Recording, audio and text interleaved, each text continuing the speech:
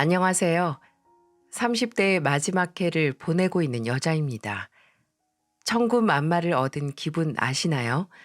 분명 혼자서는 아무것도 못할 것 같았는데 천군만마를 얻음과 동시에 자신감도 용기도 얻어서 뭐든 헤쳐나갈 수 있는 기분 말이죠. 제 천군만마는 1000명의 용맹한 군사들이 아닌 딱 한 사람이었지만 그 한 사람 덕분에 저는 제 앞의 두려움과 맞설 수 있었습니다. 현재 중소기업 공장 생산직으로 일하는 저는 직장에서 오랜 취업 생활로 잃은 자신감과 동시에 제 짝을 찾았어요. 20대 후반에 취업 활동을 하면서 백수 생활이 길어지는 게 두려워 공장 생산직 아르바이트를 시작했어요. 근데 일을 해가면서 제 적성에 맞는 걸 알았고 그곳에서 만난 멘토의 도움으로 정규직 입사도 했죠.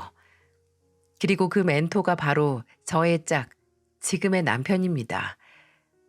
남편은 제가 공장에 알바생으로 들어갔을 때부터 눈에 확 띄는 사람이었어요. 직장에서도 능력을 인정받아 비교적 젊은 나이에 반장으로 승진을 했고 성격도 좋아서 평판이 아주 좋았거든요. 제가 처음 공장으로 입사했을 때도 도움을 많이 줬고 제가 정규 입사를 했을 때 제 능력을 인정해주고 추천도 해주었고요. 그렇게 제가 정규 입사를 하고 몇 달 후에 남편은 제게 적극적으로 다가왔어요. 혹시나 제가 아르바이트생이거나 정규 입사 전에 본인이 다가갔으면 제가 부담스러워하거나 불순한 의도라고 오해할까봐 오래 기다렸다고 하네요. 저는 늘 남편에게 호감이 있었기에 저희 둘은 2년의 연애 끝에 결혼을 약속했습니다. 솔직히 저는 결혼에 자신이 없었어요.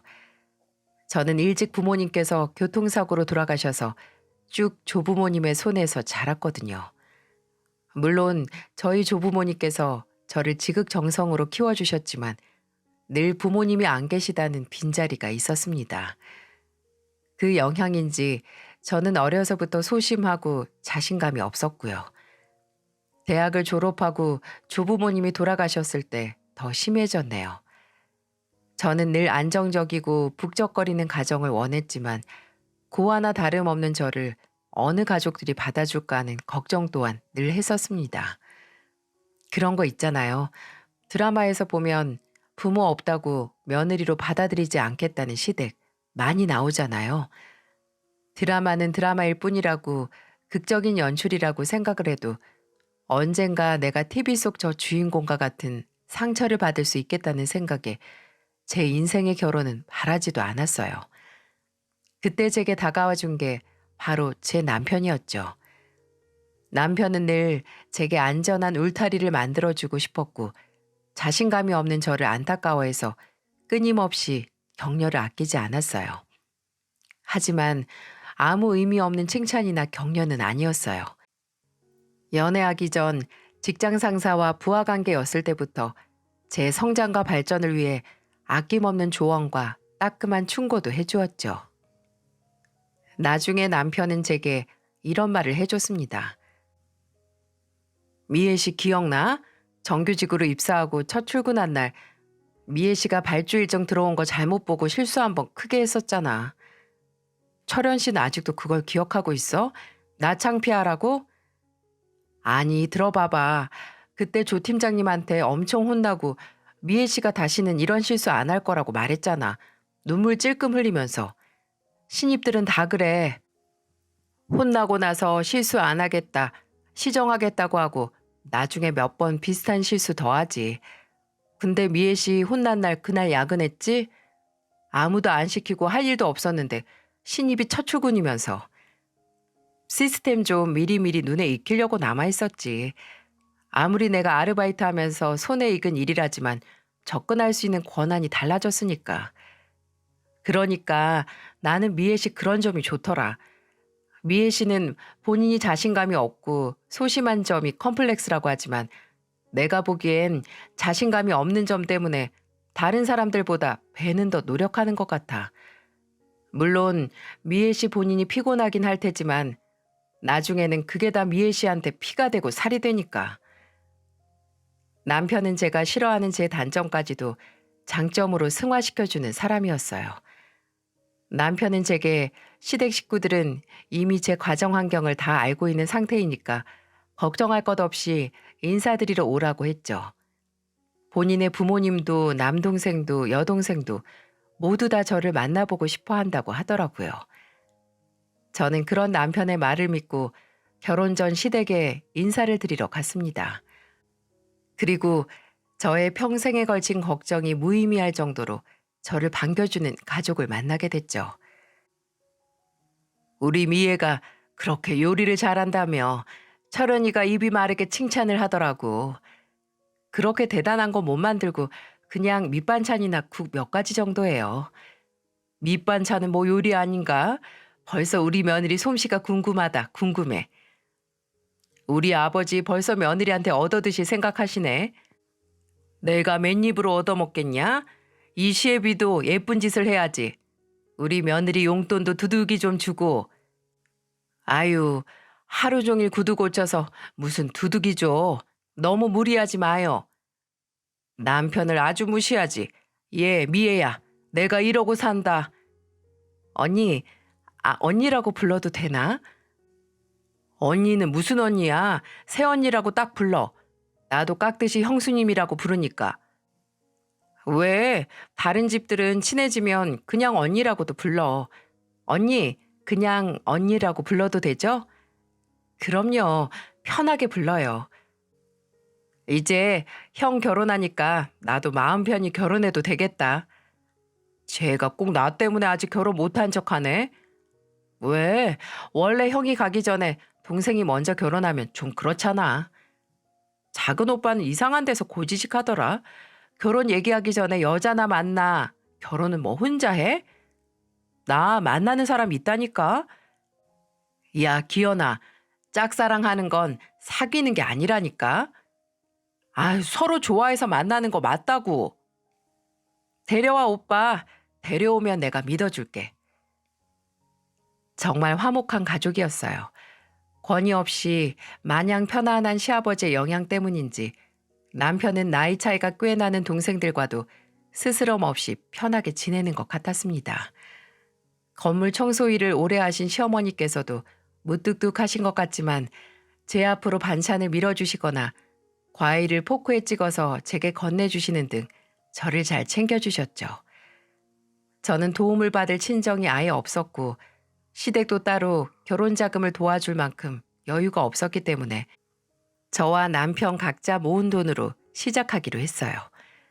모은 돈에 대출 조금 받아서 낡았지만 방 3개가 있는 빌라에서 신혼을 시작하기로 했습니다. 지원을 못 받는 만큼 시부모님께서는 저희에게 따로 바라시는 것도 없었고요. 시아버지께서는 그저 둘이 잘 살라고 하셨고 시어머니께서는 이런 말을 하셨어요. 다른 건 다 필요 없어. 예단 예물 그런 허례허식 하나 할 것 없고 그냥 애나 빨리 낳아라. 철연이 너도 그렇고 새아기도 그렇고 적은 나이 아니니까 1살이라도 젊을 때 빨리 낳아서 키워야지. 그래야 둘째 낳고 셋째 낳는 거야. 다른 시부모님처럼 시어머니께서도 얼른 손주를 보고 싶으셨나 봐요. 아무래도 남편이 큰 아들이고 30 후반이 되어가니까 그런가 보다 싶었습니다. 근데 나중에 남편에게 들은 바로는 시어머니께서 손주를 원하시고 또 부모님 없는 저를 반대하지 않는 결정적인 이유가 있더군요. 사실 우리 어머니도 고아거든. 외할아버지랑 외할머니가 일찍 이혼하셔서 외할아버지 얼굴을 아예 모르고 살았고 외할머니도 지병으로 일찍 돌아가셔서 혼자 어린 외삼촌이랑 외숙모 돌보면서 사셨어. 당신 입장을 가장 잘 이해할 수 있는 게 우리 어머님일 거야. 나도 그래서 당신한테 결혼 반대당할까 걱정하지 말라고 한 거고. 그리고 그것 때문에 늘 북적북적한 가족을 원하셨대. 자식도 여럿 낳고 사는 대가족. 희진이 아래로 동생을 더 낳고 싶었는데 그때 우리 형편에 세 남매도 버거웠으니까. 그래서 우리한테도 자식 많이 낳으라고 하신 걸 거야. 시어머니의 과거를 알고 나니까 왠지 모를 동질감이 들었어요. 누구보다 가족들에게 둘러싸인 삶을 살고 싶어 하는 마음을 잘 아니까요. 저 또한 이 집의 일원이 돼서 지금까지 외로웠을 시어머니에게 좋은 며느리가 되고 똑같이 외로웠던 저 또한 가족의 일원으로 새로운 출발을 하고 싶었어요. 결혼 후에 거짓말처럼 시댁 식구들은 저를 많이 챙겨주었습니다. 한창 취업을 준비하던 시누이는 제게 함께 정장을 보러 가자고 저를 불러내기도 했고 또 면접 연습을 도와달라고 불러내기도 했네요. 남편은 시누이에게 새언니 좀 귀찮게 하지 말라고 핀잔을 줬지만 저는 오히려 시누이가 저를 필요로 하는 게 참 즐거웠어요. 저도 취업 준비하는 어려움이 어떤지 잘 알기에 더 도와주려고 했고요. 나중에 시누이가 회사에 무사히 취직을 하고 나서 모두 제가 도와준 덕분이라고 하면서 꽃다발과 케이크 그리고 향수를 하나 사서 선물해서 주더라고요. 정말 고마웠습니다. 제가 해준 거라고는 정장 사는데 따라간 거나 면접 질문 몇 개 읽어준 것 뿐이었거든요. 서방님은 시누이만큼 제게 살갑게 굴거나 가까이 다가오는 건 아니었지만 늘 저를 잊지 않았습니다. 제약회사 의료기기 회사 영업사원인 서방님은 해외 출장이 잦았는데 그때마다 가족들 선물을 몇 개 사왔거든요. 근데 제가 결혼하고 가족의 일원이 된 후에는 당연하다는 듯이 꼭 제 것도 리스트에 넣어서 사다 주곤 했었네요. 화장품이나 먹을거리 아니면 제가 먹는 영양보조제가 뭔지 묻고 나서 더 좋은 걸 추천해 주거나 사다 주기도 했었고요. 어쩔 때는 먼저 연락해서 뭐 필요한 것 없냐고 먼저 물어보기도 하고요. 그 자연스러움에 괜히 감동을 했죠. 저도 그런 시누이와 서방님의 친절에 보답하기 위해 노력은 했지만 늘 모자란 것처럼 느껴졌습니다. 한 번은 시누이 생일이 다가와서 뭔가 대단한 걸 해주고 싶었는데 뭐 필요한 것 없냐, 뭐 좋아하냐 묻는 제게 시누이가 이런 말을 하더라고요. 언니는 가만 보면 받는 걸 잘 못하는 것 같아요. 그러니까 다른 사람도 아니고 가족한테 뭘 받으면 계속 보답해야만 한다고 생각하는 스타일이랄까? 물론 사람이 뭘 받으면 보답하는 게 도리긴 한데 가족끼리 너무 부담스럽게 안 생각해도 되잖아요. 그냥 편하게 생각해요, 편하게. 그 말에 내가 새롭게 갖게 된 가족의 역할에 너무 부담을 가졌나 하는 깨달음과 동시에 고맙기도 했었어요. 소심한 성격 탓에 남에게 미움받기 두려워했거든요. 혹시나 이 가족들 사이에서 밉볼까 저도 전전긍긍한 거죠. 근데 신우의 그런 말이 저를 조금은 그 구속과 부담에서 자유롭게 해줬습니다. 그 말을 들은 후로는 조금 편하고 자연스럽게 행동하기로 했습니다. 시아버지께서 제게 종종 용돈을 챙겨주시거나 저희 부부를 먼저 불러서 주말에 점심을 사주셔도 고마운 마음으로 나중에 보답을 하되 그 보답을 어떻게 하지? 이렇게 너무 큰 걱정을 하지 않기 위해 노력했죠. 한 번은 시아버지께서 저희 집에 놀러 오셔서 저희 신발장에 있는 제 오래된 구두를 보시더니 갑자기 두 발을 걷어붙이고는 낡은 구두를 모조리 꺼내시는 게 아니겠어요? 아버님, 커피 드릴까요? 아니면, 어머, 아버님, 지금 뭐 하세요? 아니, 너희 신발장에 낡은 구두가 몇 개 보여서 내가 한번 보려고 한다. 아버님, 왜 여기까지 오셔서 구두를 고치세요? 그냥 들어오세요. 잠깐만 기다려봐라. 이거 세 켤레 밑창만 붙여줄게. 밑창이 살짝 들린 구두를 보고 직업병이 도지신 건지 며느리 구두를 전혀 개의치 않고 그 자리에 앉아 뚝딱뚝딱 고치기 시작하셨네요. 너무 감사했지만 지저분한 구두를 시아버지 손에 맡기는 게 너무 죄송스러웠습니다. 그날 냉장고에 있는 재료 싹 꺼내 아버님께 점심 식사를 대접해 드렸네요. 있는 재료로 만든 차돌 전골뿐이었는데 시아버지께서는 이렇게 얻어먹으려고 구두 고친 게 아닌데 하고 웃으시면서 전골 한 대접을 싹 비우셨죠. 너무 맛있게 드셔주셔서 오히려 제가 감사했다니까요. 이렇게 거창한 게 아니더라도 시댁 식구들이 저를 챙겨주는 그 마음만큼 저도 제가 할 수 있는 한에 최선을 다했습니다. 또 제가 하는 만큼 시댁 식구들도 제 마음을 알아주었고요. 그런데 불행하게도 모두 저의 마음을 알아주는 건 아니었습니다. 시어머니께서도 늘 저를 챙겨주셨지만 늘 그 기저에는 딱 원하시는 게 있었어요. 예, 내가 너희 집에 추어탕 포장해서 보낸다. 오늘 내로 배달될 거야. 추어탕이요? 나 아는 사람 중에 추어탕집 하는 사람이 있는데 그 집 배달이 된다고 해서 내가 부탁했어. 아, 철현 씨가 추어탕 좋아하죠? 아니, 철현이보다는 네가 잘 먹어야지. 추어탕이 임신에 그렇게 도움이 된다고 하더라. 칼슘이랑 거 뭐냐? 아, 단백질. 그걸 잘 먹어줘야 한다고 하더라고. 양보다는 질이라니까 잘하는 집에서 보냈지. 그렇습니다. 바로 임신. 시어머니께서는 제 임신을 위해서 여러 가지 선물을 보내주셨어요. 하루는 저희 집에 오셔서 정수기를 보시더니 이런 말을 하시더군요. 너희 그냥 정수기 물 마시니? 네, 저도 철현 씨도 따로 끓여 마시기 귀찮아서 그냥 정수기로 샀어요. 예, 그것보다 차 끓여 마셔라, 응? 대추차랑 쑥차, 작약차도 좋고 그게 임신에 좋다고 하더라. 말 나온 김에 내가 시장에서 사서 보내야겠다. 아예 집에서 마시는 걸 차로 바꿔서 늘상 마셔라. 어? 결혼한 지 1년이 다 돼가는데 도통 소식이 없네. 이렇게 시어머니와 함께 있으면 대화가 모두 제 임신으로 기결됐네요. 제가 일 얘기를 하면 혹시 공장에서 일하면서 힘들어서 임신이 안 되는 거 아니냐고 하시고 남편이랑 말다툼을 했다고 하면 혹시 사이가 안 좋아서 관계가 없냐고 그래서 임신 안 하는 거냐고 묻기도 하셨죠. 제가 결혼하고 1년이 지났을 때까지 임신 소식이 없자 제게 용한 점집에서 부적을 써왔다고 부적을 다발로 주시기도 했습니다. 매일 아랫배에 붙이고 다니라고 말이죠. 물론 이런 행동들이 좀 당황스럽기도 했고 또 이렇게까지 하셔야 하나 싶었지만 모두 얼른 손주를 보고 싶어서 그러시겠지 하는 생각으로 이해했습니다.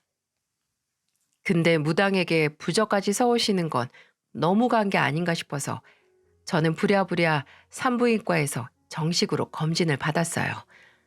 혹시 시험관이 필요한지 알아야 하니까요.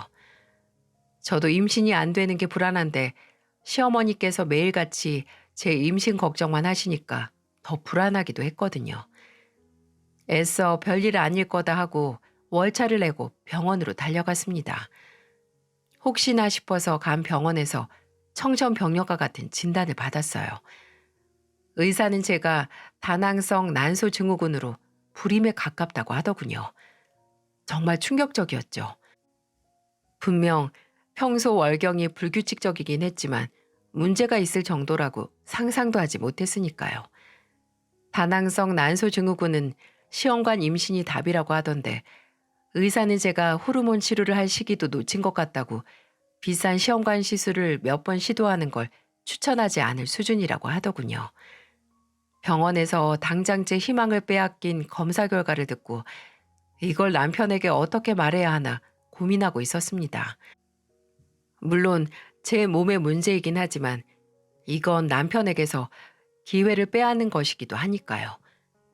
퇴근한 남편에게 제 불임 사실을 전하니까 저만큼이나 충격을 받더라고요. 처음에는 표정 관리를 못할 만큼 사색이 돼서 좌절을 하더니 이내 혹시라도 제가 상처받을까봐 이미 불임인 걸 어쩌겠냐고 저를 위로하더군요. 하지만 남편이 크게 실망했다는 걸 전 알았습니다. 남편도 저 못지않게 얼른 자식을 갖고 싶어 했으니까요. 남편에게 이 소식을 알리는 것보다 무서웠던 건 바로 시어머니에게 알리는 것이었어요. 남편보다도 또 저보다도 제 임신을 염원했던 분이니까요. 저는 병원에 다녀온 그 주 주말에 시댁으로 갔습니다. 나쁜 소식은 빨리 전하는 게 나을 거라고 생각했거든요. 아직 사실을 모르는 시어머니는 저를 반갑게 맞이해 주셨고 시아버지께서는 모임에 나가셔서 시어머니 혼자 계셨어요. 저는 시어머니와 거실에 마주 앉자마자 말을 했습니다. 빨리 이 무거운 돌을 가슴에서 치우고 싶기도 했고 어떻게 생각해보면 혹시 시어머니께서 이런 제 처지를 이해하고 위로해 주실지도 모른다고 생각을 했었거든요. 어머님, 저 평일에 병원에 다녀왔어요. 산부인과요. 어머, 얘, 너 임신했니? 임신해서 다녀온 거야? 아니요, 그냥 검진차 다녀왔어요. 아, 그래? 뭐라든 큰 이상은 없다고 하지? 아니요, 그게 어머님, 저 아기 못 가는데요. 불임이래요. 저는 불임이라는 단어를 말하면서 울음을 터뜨렸어요. 저도 모르게 서러움까지 동시에 터져서 꺽꺽거리면서 울었죠. 시어머니는 그런 제 모습을 멍하니 보다가 이내 정신을 차리고 물으셨어요. 불임? 그게 무슨 소리야, 불임이라니. 제대로 검사한 거 맞아? 아니, 요즘 불임이라고 해도 클리닉이다 뭐다 가서 가질 수 있다고 하던데. 아니요, 전 가망이 없는 수준이래요. 시험관에 시도할 수는 있어도 확률이 낮을 거라고 의사도 권하고 싶지 않다고 하더라고요. 제 설명에 확인 사살을 맞은 것처럼 시어머니는 충격을 받아서 멍하니 계셨어요. 저는 괜시리 죄 지은 사람처럼 시어머니 앞에 가만히 앉아 있을 수밖에 없었고요. 몇 분이 지났을까 시어머니께서는 깊디 깊은 한숨을 내뱉고 입을 여셨습니다. 그리고 그 입에서 나온 말은 제 가슴에 커다란 구멍을 냈네요. 이래서 팔자라는 게 있는 거다. 너 봐라. 부모 복이 없으니 자식 복도 없지. 네? 아니, 그런 사람이 있다고 하더라고. 평생 혼자 살아야 하는 팔자. 그런 팔자가 괜히 욕심 때문에 남편 얻으니까 이렇게 된 거야. 괜히 팔자에 없는 남편을 보니까 몸에 장기가 망가져서 평생 자식 못 보게 된 거지. 아이고, 내가 못 살아. 내가 못 살아. 어머님, 그런 게 어딨어요. 제가 아이를 못 갖는 게 제 잘못도 아닌데요. 그럼 누구 잘못이냐? 어? 너 때문에 평생 자식 못 갖는 내 아들 탓이냐? 어? 아니면 큰아들 손주 못 보는 내 탓이냐? 네가 처음부터 네 몸 망가진 걸 알고 말했으면 나 너 며느리로 안 받아들였어. 부모 없이 자랐어도 그저 건강한 손주만 낳으면 괜찮다고 생각했는데 참 감쪽같이 속았네. 저 어머님 속인 적 없어요. 저도 몰랐으니까요. 제 몸 관리 못한 건 제 탓이지만 관리로도 안 되는 문제를 이렇게 질타받아야 하는 건지 모르겠네요. 너 말 한 번 잘했다. 관리로도 안 돼? 네가 그걸 어떻게 하니? 아니, 나중에 한 거. 그게 네 탓이야. 조금이라도 빨리 알았으면 너랑 내 아들 결혼 안 시켰어. 제 불임 사실을 듣자마자 바로 태도가 바뀌는 시어머니. 병원에서 진단 결과를 들었을 때보다 더 큰 충격이었어요. 망가졌다느니 속았다느니 하며 제 가슴에 대못을 박는 시어머니. 시어머니는 당장 제가 임신을 못하는 게 당사자인 제게 제일 상처가 아니라 본인이 큰아들에게 손주를 못 보는 게 더 큰 문제라고 생각을 하고 있었죠. 그때 저는 뭐라 말을 할 수 없었습니다. 아니, 지금 무슨 말을 해도 시어머니와 말이 통할 것 같지 않았네요. 오히려 당당하게 저를 탓하는 시어머니 때문에 정말 이 모든 문제가 제 잘못이라는 착각이 들 정도였어요. 그래서 저는 그저 시어머니에게 인사를 드리고 그대로 시댁을 빠져나왔습니다.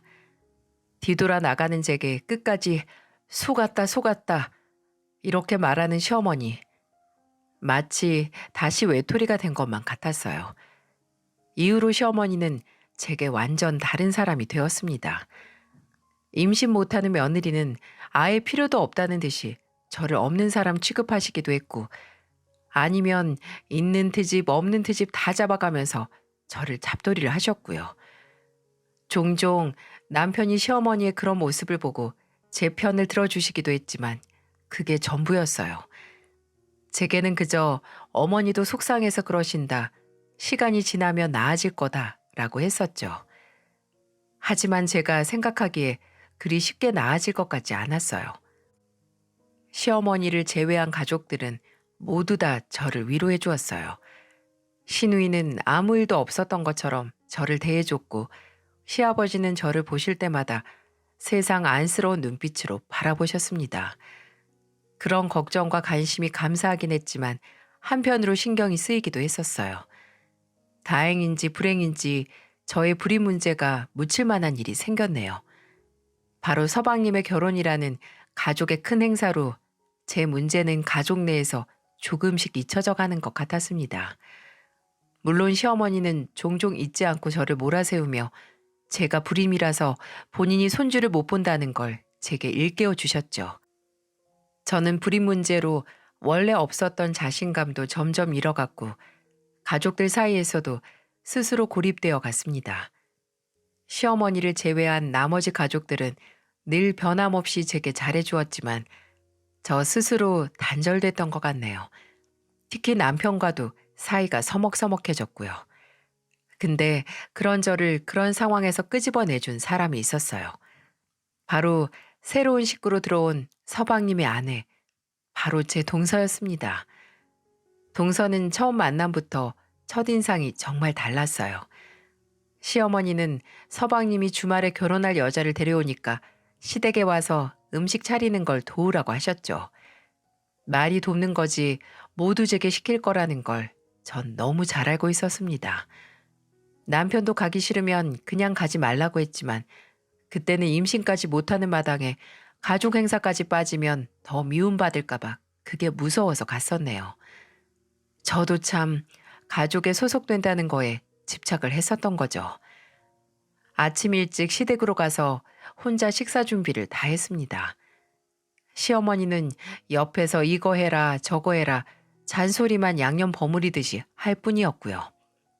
그렇게 제가 차린 음식 앞에서 누구보다 맛있게 먹고 아낌없이 칭찬을 했던 게 바로 동서였습니다. 우와, 저 가지가 이렇게 맛있는지 몰랐어요. 원래 가지는 좀 흐물흐물하고 물컹해서 안 좋아했는데 이렇게 튀기니까 진짜 다른 음식 같아요. 그거 우리 새언니가 한 거예요. 맛있죠? 어머, 진짜요? 형님, 진짜 음식 잘하시네요. 전 요리에는 영 소질이 없는데. 맞아요. 세연 씨는 진짜 요리를. 예전에 한 번 둘이 비빔밥을 해 먹는데 고추장을 아주 한 숟가락이 아니라 한 접시를 때려 넣은 거예요. 요리를 못하는 수준이 아니라 일단 간하는 것부터 못하죠. 귀연 씨 너무 즐겁게 말한다. 시부모님 앞에서 예비신부 흉보니까 좋아? 아니, 다른 건 다 잘하지. 요리만 조금 연이 없을 뿐. 나중에 배우고 싶으면 형수님께 부탁해봐. 희진이도 저번에 형수님한테 요리 배우던데. 그치? 맞아요. 언니 이런 반찬뿐만 아니라 과자나 스콘도 엄청 잘 구워요. 저번에 스콘 배웠지.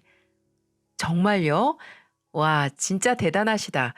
요리하는 손이 타고나셨나 봐요. 요리 그거 좀 잘한다고 뭐하니? 정작 필요한 데는 쓸모가 없는데. 상관없는 소리 그만하고 세연이 너는 어느 치과에서 일한다고 했지? 엄마, 무슨 말을 그렇게 해요? 내가 뭘 세연이 치위생사라고 들었는데 광화문에 있는 치과라고 했나? 네, 근데 광화문역보다는 종로 쪽에 더 가까워요. 형님, 케이크 구울 줄 아시면 나중에 저 케이크 굽는 법 좀 알려주세요. 베이킹 원데이 클래스 들어봤는데 그건 수강하는 학생이 많아서 제대로 알려주는 데가 별로 없더라고요. 아, 생크림 케이크나 파운드 케이크도 괜찮으면 다음에 알려줄게요. 와, 약속하시는 거예요? 임신도 못하는 며느리가 조금도 관심을 받거나 받는 걸 견딜 수가 없는 듯 시어머니는 제가 가족들에게 칭찬을 받자마자 단번에 그 분위기를 깨고 대화 주제를 바꾸시더라고요. 시어머니의 그런 행동은 이제 전혀 놀랍지도 않았어요. 놀랐던 건 시어머니의 무례한 말도 못 들은 척하고 제게 말을 거는 동서의 행동이었죠. 동서는 저와는 참 다른 사람 같았습니다. 무슨 말을 하든 당당하고 자신감에 차 있었고 말도 참 잘했어요. 제게 없는 면을 가진 동서가 참 대단해 보이기도 했고 또 한편으로 부럽기도 했죠. 동서는 말했던 대로 제게 케이크 만드는 법을 배웠고 그걸 계기로 가까워졌네요. 동서는 함께 있으면 참 편하고 나까지 밝고 활기차지는 에너지를 갖고 있었죠. 나이 차이가 많이 안 나서 정말 친한 언니 동생처럼 종종 만났습니다. 저는 술도 안 좋아하고 잘 못하기도 했는데 술을 좋아하는 동서에게 술도 배워서 술 맛도 알게 됐죠. 그리고 동서가 결혼을 하고 얼마 지나지 않아 새롭게 가족이 된 동서도 저와 시어머니 사이에 기묘한 기류를 읽었었나 봅니다. 왜 아니겠어요? 시어머니가 그렇게 저를 싫어하는 티를 팍팍 내시는데 모르는 게 더 이상했겠죠. 어버이날을 맞이해서 시부모님을 모시고 서방님 부부와 시누이까지 함께 외식을 한 날이었습니다. 식사를 하기 전에 각자 선물이나 용돈을 시부모님께 전해드렸는데 그걸 보고 시어머니가 이런 소리를 하셨죠. 이런 거 다 필요 없다. 그저 결혼했으면 얼른 아이 갖고 손주 안겨주면 돼. 그게 선물이다 선물. 내가 장남한테서 이제 손주를 보지도 못하니까 기현이나 희진이 너희밖에 믿을 게 없어. 아니 당신은 무슨 또 그런 소리를 해. 이 좋은 날 꼭 그런 소리를 해서 애들만 불편하게 해야겠어? 내가 뭐 틀린 말 했어요? 나도 속상해서 그래요 속상해서. 엄마 아무리 속상해도 당사자만큼 속상해요? 이제 그만해요. 이제 음식 나온다. 우리 밥이나 먹어요. 그날도 어김없이 가시방석이었어요. 늘 행복했던 가족 행사가 저의 불임 소식과 함께 견딜 수 없는 지옥이 됐네요. 저도 남편도 더는 말하기 싫어서 아무 말 않고 있었습니다. 그때 맞은편에 있던 동서와 눈이 딱 마주쳤는데 제가 먼저 피해버렸어요. 괜히 창피하기도 하고 불편했거든요. 근데 그날 주말 저녁에 동서가 저를 따로 부르는 게 아니겠어요? 제가 사는 동네에 왔다고 앞에서 술 한잔 하자고 말이죠. 늦은 저녁에 불러내길래 무슨 일이 있나 하고 나갔습니다. 먼저 와 있는 동서는 늘 그렇듯 웃는 얼굴로 제게 술을 따라줬고 저희는 둘이 제일 좋아하는 닭 껍질 튀김과 목살꼬치, 계란말이를 시켜놓고 잔을 부딪혔죠. 술병을 한 병, 두 병 비우고 나니까 동서가 조심스럽게 입을 열더라고요. 형님, 어머님이 형님 불임 문제로 그렇게 못되게 구시는 거죠? 아, 눈치챘어? 그렇게 티를 내시는데 누가 몰라요. 형님 얼굴만 보면 임신 얘기만 하잖아요. 처음엔 그냥 사이가 좀 안 좋은가 했는데 형님이 일방적으로 당하시더라고요. 창피하다. 근데 처음에는 나도 많이 상처받았는데 지금은 그러려니 해. 오죽 속상하시면 그럴까 싶기도 하고. 형님, 진짜 착함이 지나치면 병이 돼요. 어머님이 저 결혼 전에 뭐 시켰는 줄 아세요? 산부인과에서 임신할 수 있는 몸인지 알아보라고 하셨어요. 의사한테 먼저 진단서 떼오라고요. 뭐? 상견례 하기 전에 저만 불러내서 그러시더라고요. 근데 제가 뭐라고 했게요? 저랑 남편 사이 아이 문제는 어머님이 관여하실 문제가 아니라고 했어요. 설령 제가 불임이라고 해도 그건 저와 남편 둘이서 알아서 할 일이지 어머님이 먼저 아시고 조치를 취할 상황이 아니라고요. 정말? 정말 그렇게 말했어? 그럼요. 웃기잖아요. 제가 임신 때문에 이 집의 며느리로 고용된 것도 아닌데. 근데 더 웃긴 건 제가 그렇게 세게 말하니까 어머님이 아무 말도 못 하셨다는 거예요. 정말 충격적이었어요. 시어머니에게 그렇게 맞받아친 동서도 또 그런 동서에게 아무 말도 못한 시어머니도 말입니다. 저는 늘 죄 지은 것도 없는데 스스로 죄인인 것처럼 굴었는데 말입니다. 형님, 어머님 같은 분은 강약, 약강이에요. 강하게 나가면 아무 말도 못하고 약하게 보이면 그저 잡아먹을 것처럼 구시는 거예요. 다리 필 자리 보고 피는 거죠.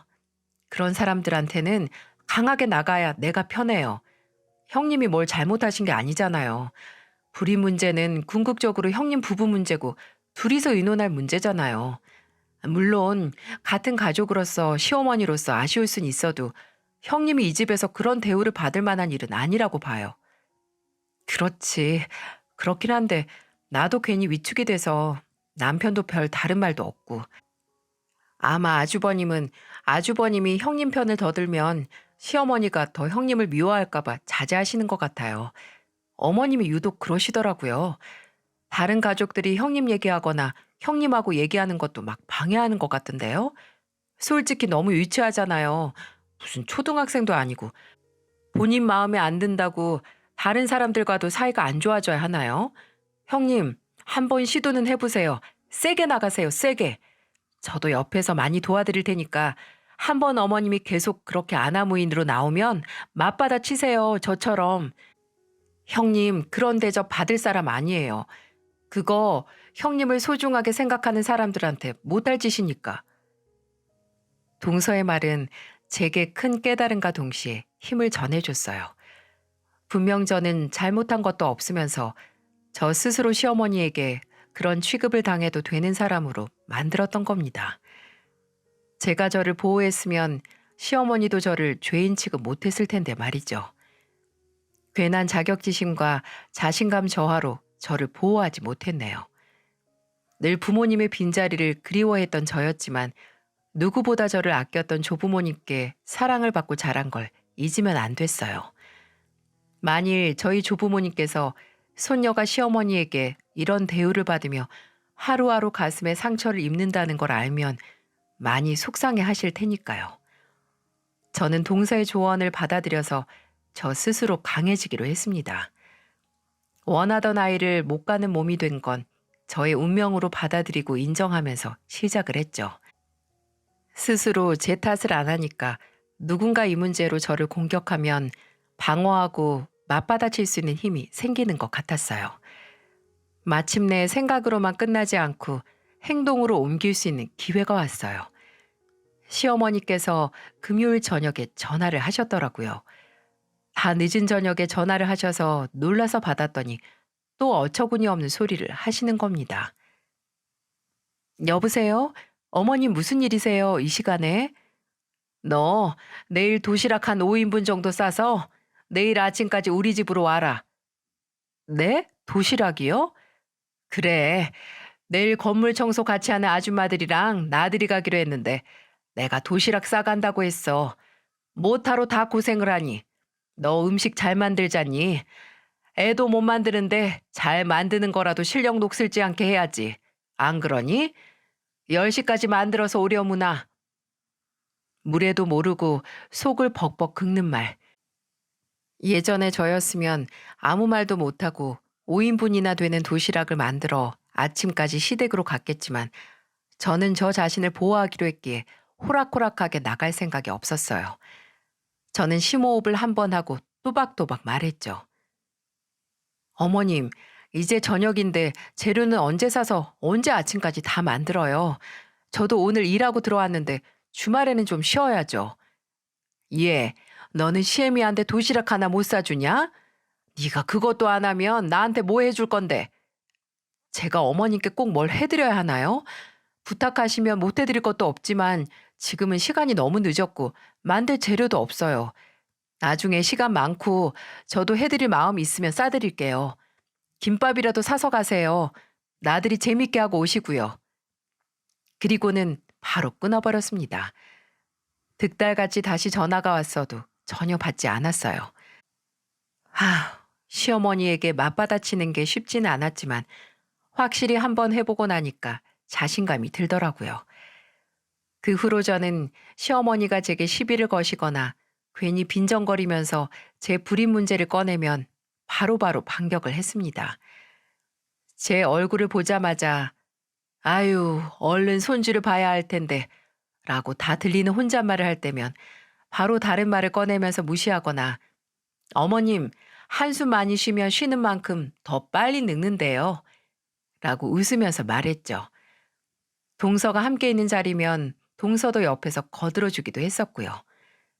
한 번은 시어머니와 동서와 함께 점심을 먹는데 시어머니께서 어김없이 임신 얘기를 꺼내는 게 아니겠어요? 예, 여자 몸은 출산하고 나서야 더 건강해진다더라. 무슨 호르몬이 나와서 그렇다는데 미애 너는 평생 그 덕 못 보니까 어쩌면 좋냐? 그러게 평소 몸 관리를 잘했어야지. 아닐걸요? 제가 알기로는 오히려 애 낳고 호르몬 문제로 고생하는 사람들도 있대요. 호르몬 분비 문제 때문에 피부 안 좋아지는 사람들도 있고, 근육통이나 관절 문제로 고생하는 사람들도 있고요. 그렇죠, 형님? 맞아. 어머님, 다 사람마다 다른 거예요. 어머님도 평소 골반이나 엉덩이뼈 아프다고 하시잖아요. 관절약도 달고 사시고, 세 명이나 낳았는데 나이 들고 뼈에 문제가 없을 수 없겠죠.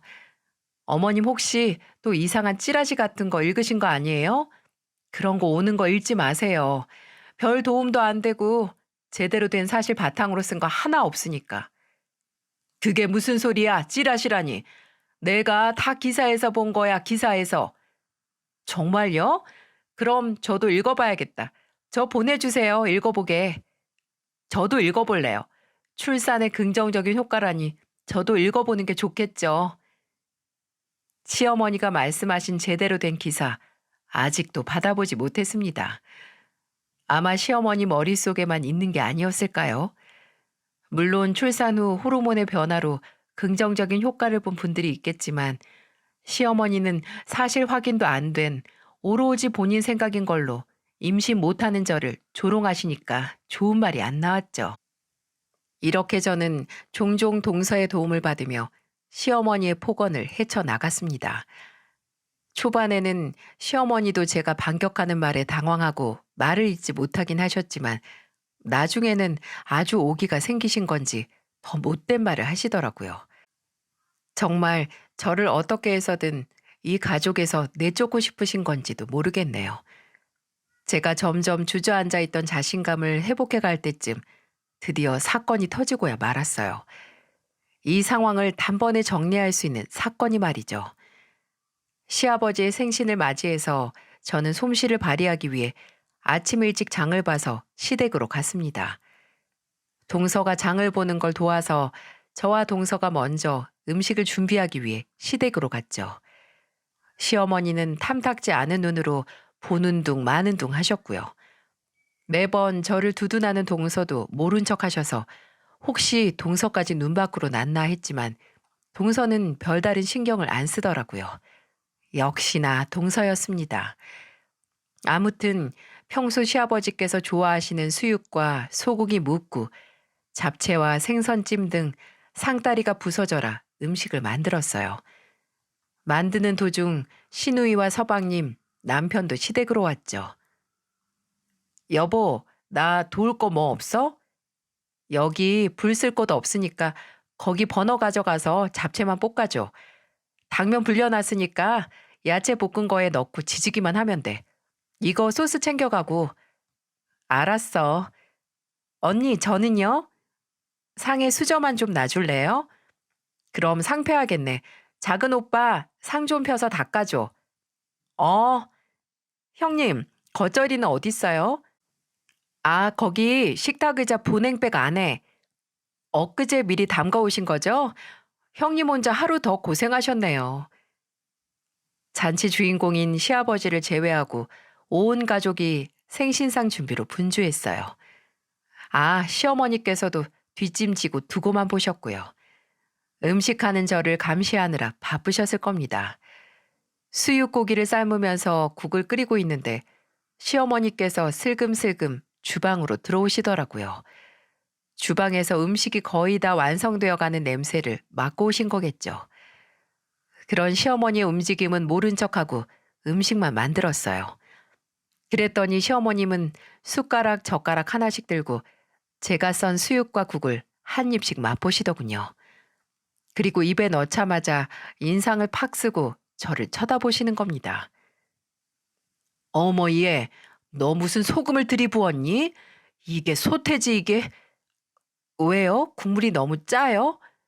이게 무슨 맛이야? 그리고 고기는 몇 분 삶았어? 아유, 난 나무 껍질 씹는 줄 알았네. 오래 안 삶았는데. 제가 고기를 먹어보니 참 질기긴 뭐가 질기다는 건지 입에서 살살 녹기만 하더라고요. 국도 전혀 간이 세지 않았고요. 동서, 이거 간 좀 봐봐. 너무 짜? 아니요. 전 짜게 먹어서 오히려 싱거운데요. 근데 괜찮아요. 맛있어요. 고기도 안 질긴데요? 참, 얘네가 사람 참 이상하게 만드네. 내가 안 짠 음식 지금 짜다고 하는 거야? 짜다고. 내 입에는 짜. 너도 이제 글렀다. 그래도 음식은 잘 만들었는데 이제 잘 만드는 거 하나 없네. 물을 더 넣던 해서 간 맞춰. 고기도 다시 삶든가. 고기 사온 거 다 삶은 거예요. 입에 안 맞으시면 드시지 마세요. 다른 음식 많으니까 그거 드시던가요. 반나절 꼬박 주방에서 음식 준비한 사람한테 다짜고짜 먹더니 말도 안 되는 트집을 잡는데 너무 화가 났습니다. 그래서 홧김에 그렇게 말하고 말았죠. 근데 시어머니는 들고 있던 젓가락을 제 앞으로 확 던지더니 싱크대에 손질해둔 대파를 들어 그대로 제 머리를 후드려 치더군요. 아, 형님!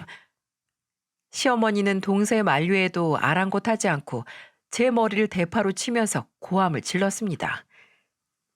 야, 너 내가 누군 줄 알고 그렇게 건방 떠는 거야? 나 네 시애미야 시애미. 어디에도 못 만드는 주제에 뭐가 잘났다고 또박또박 말대답을 해? 너같이 다 망가진 몸 가진 애는 내 며느리 아니야. 며느리 취급도 안 한다고. 대파에 맞아 정신이 없는 와중에 그 난리를 듣고 거실에 있던 식구들 모두 우르르 주방으로 오는 모습이 보였습니다. 엄마! 어머니, 지금 뭐 하신 거예요? 당신 지금 뭘로 애를 때리는 거야? 가족들이 모두 놀라 시어머니를 말렸지만 시어머니는 계속해서 제게 달려들려고 했습니다. 제가 황당함에 뻥져 있는 그때, 아줌마! 시어머니의 난폭한 행동도 멈추게 만드는 커다란 고함 소리가 났습니다. 바로 동서가 내지른 소리였죠. 시어머니에게 간 가족들의 시선이 모두 동서에게 쏠렸고 누가 뭐라 하기도 전에 동서가 말했어요. 놀라셨어요? 아줌마라고요, 아줌마. 어머님도 고작 애 하나 못 갖는다고 형님을 며느리 취급 안 한다고 하시니까 저도 이렇게 몰상식한 행동하는 어머님을 시어머니로 취급 안 하려고요. 아줌마 어떠세요? 네? 아줌마요. 동서, 여보, 나 말리지 마. 어머님이 형님한테 어떻게 했는지 알아? 장남한테서 손주 못 보는 게 서운하고 억울해서 미치겠는 거 잘 알겠는데요. 그 누구보다 미치겠는 건 형님이에요, 형님. 안 그래도 힘든 사람을 왜 그렇게 못 잡아먹어서 안달이세요? 저런, 너 지금 시애미한테?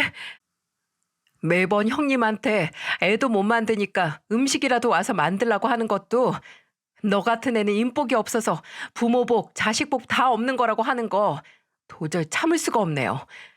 근데 이제 아예 폭력까지 쓰셔요? 잘 만든 음식 괜히 꼬투리 잡아서 애도 못 만드는 게 음식도 이제 못 만든다고 글렀다고 하는 게 말이 된다고 생각하세요? 저 이제 어머님을 어머님으로 안 모셔요. 기본적인 사람 됨됨이도 없는 그런 사람 어른으로 시부모님으로 못 모신다고요. 엄마, 정말 그렇게 말했어? 당신 정말 어떻게 며느리한테 그런 말을 해? 당신 며느리한테 무슨 애라도 맡겨놨어? 왜 당신 애도 아니면서 포기를 못해? 내가 뭘 어쨌다고 이래? 너 없는 소리 하지 마. 내가 언제 그랬어? 안 그랬다고 하면 있는 일이 없는 게 되나요? 저 똑똑히 기억해요. 발뺌하실 생각하지 마세요. 어머니가 잘못하셨어요. 형수님이 제일 속상하실 텐데 왜 거기다가 매일 불을 지르는 소리만 하세요? 엄마 진짜 우리도 매번 엄마 성질 더 돋굴까 봐 보고만 있었는데 이제 가만히 못 있겠어요. 언니한테 사과해요. 사과는 무슨 사과야 내가. 내가 뭘 잘못했는데. 부모도 없는 거 데려와다가 며느리 시켜줬는데 손주도 못 만드는 애 잘못 데려와서 내가 억울해 죽겠는데 내가 사과를 받아야지. 엄마 진짜 이제 그만 좀 하세요. 그때 묵묵히 제 옆에 있던 남편이 제 손을 잡고 소리를 쳤습니다. 무서운 눈으로 시어머니를 노려보더니 저를 보고 말하더군요. 미안해, 여보. 다 내 잘못이야. 내가 좀 더 적극적으로 행동했어야 하는데 그러질 못했어. 당신 편만 들면 어머니가 당신한테 더 모질게 굴까봐. 그리고 나도 애를 못 갖는 거에 대해 마음이 안 좋아서 정말 미안해. 어머니, 이제 그만하세요. 애를 갖든 말든 저희 문제니까 앞으로 애 얘기는 절대 저희 앞에서 꺼내지 마시라고요. 너, 너 내가 누구 때문에 이러는데? 누구 때문은 무슨 누구 때문이에요? 다 어머니 욕심 때문이죠. 식구 더 늘리고 싶다는 욕심 때문에 괜히 이 사람만 죄인 된 거잖아요. 이 사람이 무슨 어머님 손주 낳아주려고 저랑 결혼한 줄 아세요? 앞으로 이 사람과 저 사이 문제에 대해 더 이상 입대지 마세요. 절대로. 아이가 갖고 싶으면 입양을 하던 할 테니까 괜히 시간 낭비할 필요 없이 정말 부모 손길이 필요하고 외로운 애들한테 부모가 되어주면 되죠. 뭐가 됐든 이 사람하고 저하고 알아서 할 테니까 이제 빠지세요. 더 이상 상관하지 마시라고요. 이게 남의 일이냐? 상관을 어떻게 안 해? 내 아들 일이고 내 손주 일인데. 당신 이제 그만 좀 해. 지들이 알아서 한다잖아. 왜 괜한 고집을 부려서 일을 이렇게 크게 만들어? 엄마, 이제 좀 그만해요.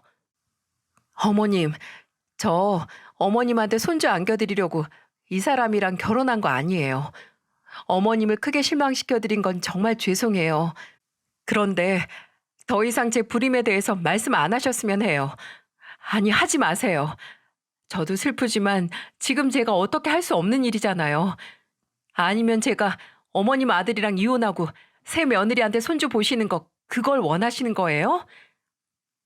시어머니는 제 물음에 아무런 말도 하지 않으셨어요.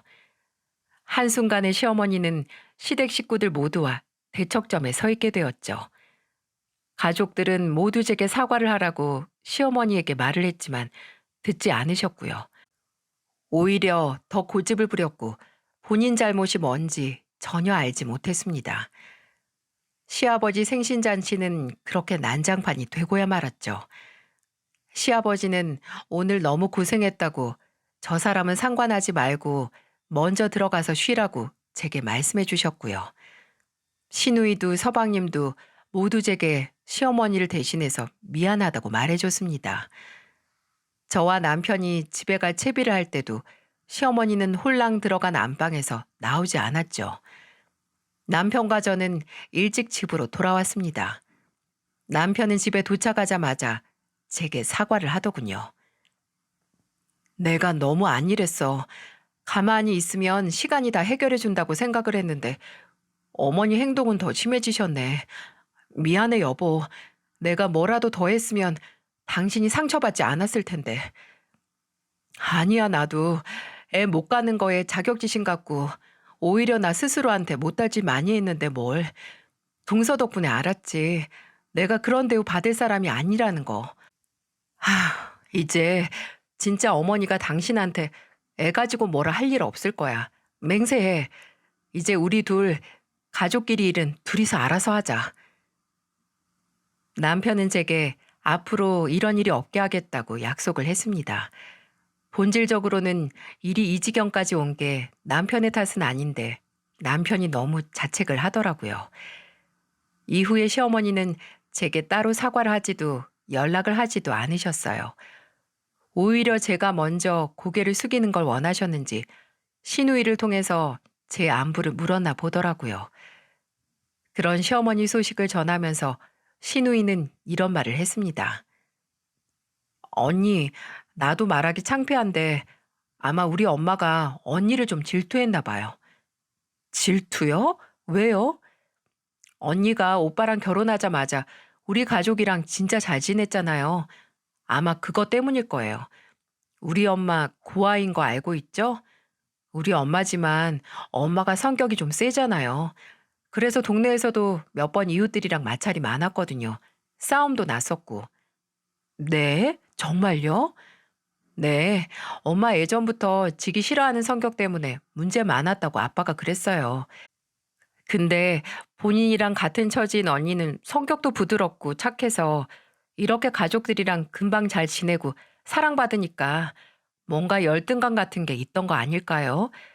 내가 이런 말해서 언니한테는 너무 염치 없는 거 아는데 그렇게 안타까운 성격이니까 언니가 이해해 줬으면 해요.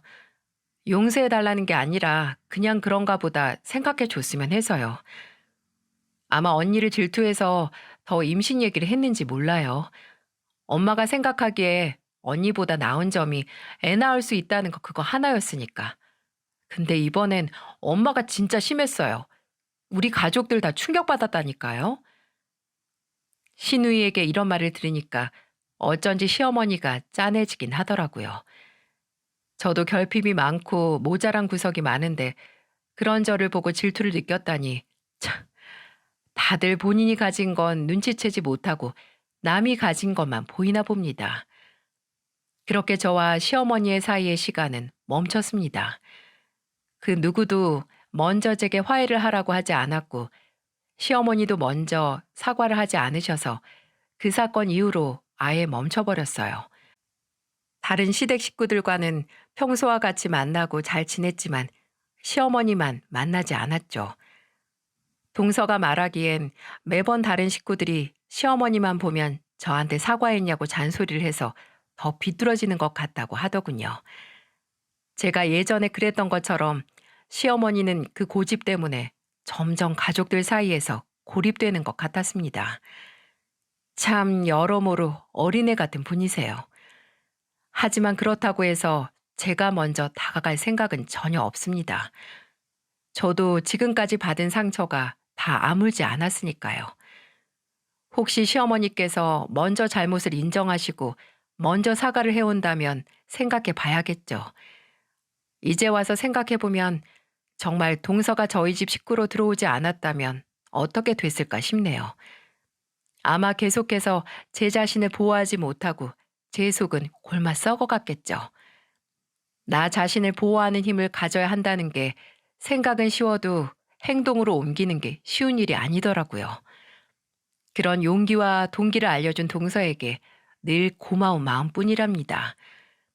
동서는 맛있는 거 많이 해주고 착한 형님한테 보답한 거라고 농담처럼 말하는데 저는 정말 제 남은 인생은 동서에게 빚진 기분이에요. 요즘 남편과 입양에 대해 의논을 하고 있어요. 남편과 함께 정말 저희의 손길이 필요한 아이를 찾아 가정을 만들려고 합니다. 시어머니를 제외한 시댁 식구들 모두 저희를 응원해주고 있습니다. 이렇게 한 명만 빼면 화목하고 사랑이 넘치는 가정에서 자란다면 분명 본인을 소중히 지킬 수 있는 강한 아이로 자랄 수 있겠죠. 저의 늦은 성장 스토리를 들어주셔서 정말 감사드려요. 제 이야기를 들어주신 분들 모두 본인 자신을 소중히 생각하고 보호할 수 있는 용기를 가지셨으면 합니다.